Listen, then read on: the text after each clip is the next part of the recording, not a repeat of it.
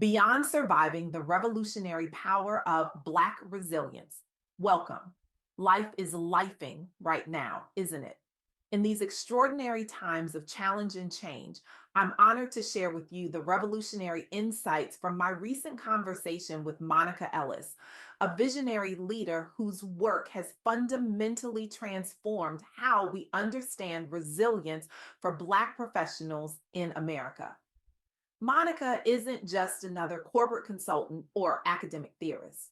She is a force of nature who has dedicated her entire career to dismantling outdated paradigms of success and rebuilding frameworks that honor the full humanity of Black professionals. Her methodologies have been implemented in Fortune 500 companies across the country, creating ripples of transformation that have touched thousands of lives. When Monica speaks, boardrooms listen. When she challenges conventional wisdom, systems begin to shift. For generations, we've been told a singular story about resilience, especially for Black professionals. Work twice as hard, keep your head down, tough it out, persevere through adversity. Don't complain, stay strong. These narratives have been especially prevalent for those navigating spaces not designed with them in mind. We've internalized them, celebrated them, passed them down like precious heirlooms. But what if this conventional wisdom about resilience is not just incomplete, but actively harmful? What if the very framework we've been using to understand professional success is fundamentally flawed? This is where Monica Ellis's insights proves truly revolutionary. Through our conversation, she revealed something that challenges everything we think we know about resilience for Black professionals. It isn't just about toughing it out through adversity. It isn't about developing thicker skin or working longer hours or learning to smile through microaggressions. True resilience, Monica argues, is about intentionally building networks, prioritizing well being, and redefining success on your own terms. Let that sink in for a moment. The traditional narrative suggests that if you're struggling professionally, you simply need more determination, more hours, more sacrifice. But Monica's research reveals a profound truth. The most resilient Black professionals aren't necessarily those who endure the most hardship in isolation. They're the ones who build intentional support systems, who prioritize their well being alongside their ambitions, and who dare to define success according to their own values rather than external metrics.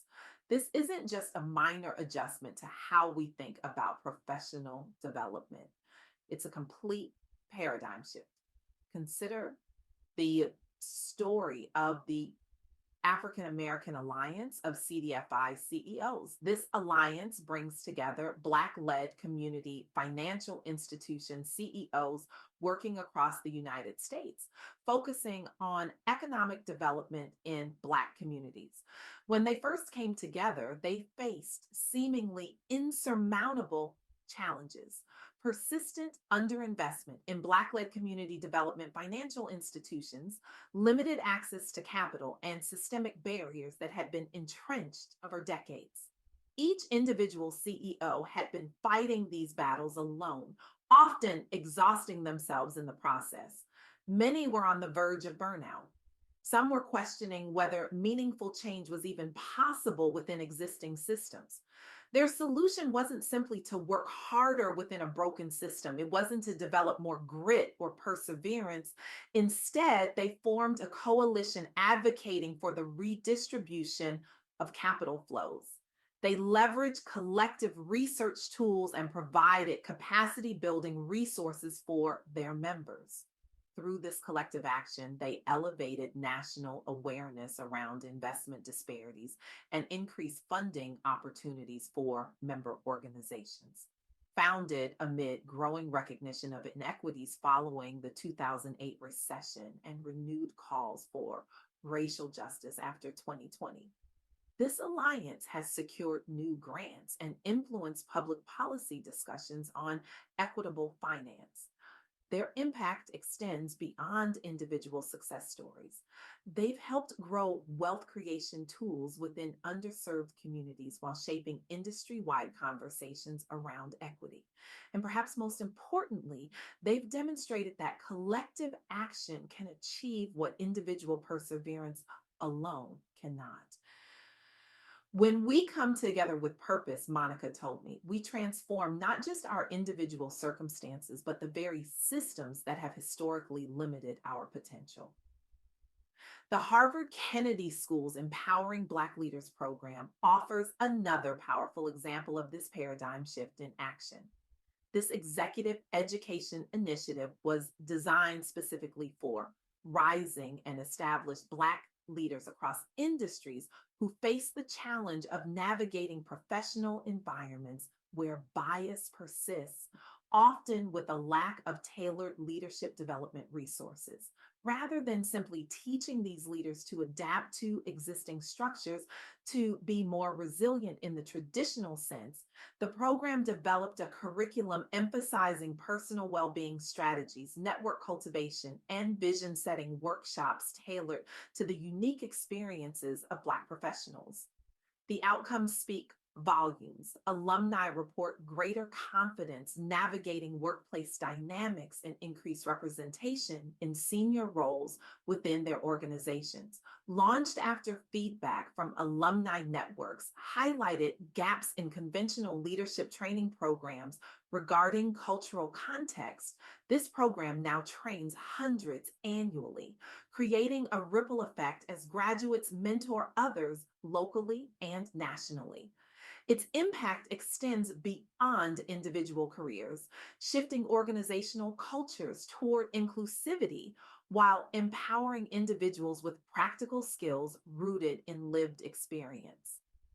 As Monica emphasized during our conversation, true resilience isn't about weathering storms alone. It's about building ships together that can navigate any waters.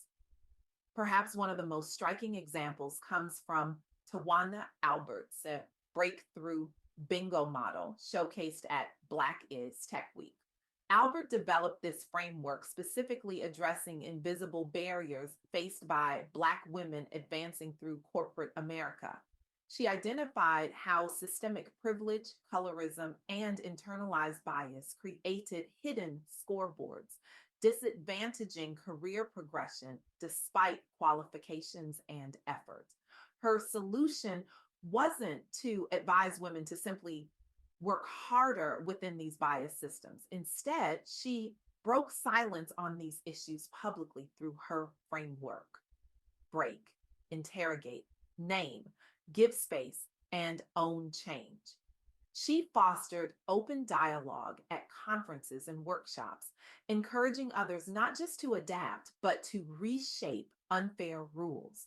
The outcomes have been remarkable: improved retention and promotion rates among mentees and adoptees of her model within partner companies. The model arose from Tawana's lived frustration with traditional advice failing those excluded by design, not effort, in legacy systems. It has since been adopted at several Fortune 500 diversity summits and training sessions, fueling broader conversations around rewriting, playbooks rather than simply surviving them. This approach embodies exactly what Monica Ellis advocates: empowering more inclusive approaches sector wide by challenging the very foundation of how we define professional success and resilience. Through these powerful examples and Monica's groundbreaking insights, three key truths emerge that I hope will transform how you understand resilience. First, redefine success. Your journey isn't measured by comparison to others, but by how authentically you pursue your purpose and well being. As the African proverb reminds us, if you want to go fast, go alone. If you want to go far, go together. Success isn't just about individual achievement, it's about collective advancement. Second, build intentional networks. Community matters. Surround yourself with people who understand both the unique challenges and opportunities facing Black professionals. As Monica eloquently stated, your network should be your net worth, not just in financial terms, but in terms of support, understanding, and shared vision. Third, advocate for systemic change. True progress happens when we challenge existing structures, whether in business or policy, to create more equitable environments for ourselves and future generations. In the words of Audre Lorde, the master's tools will never dismantle the master's house. We need new tools, new frameworks, and new visions for what professional success can look like. These insights represent a fundamental shift in how we approach resilience and success for Black professionals. They invite us to move beyond mere survival to true empowerment, not just individually, but collectively. I want to leave you with this affirmation that Monica shared during our conversation. I am not just surviving in spaces not designed for me.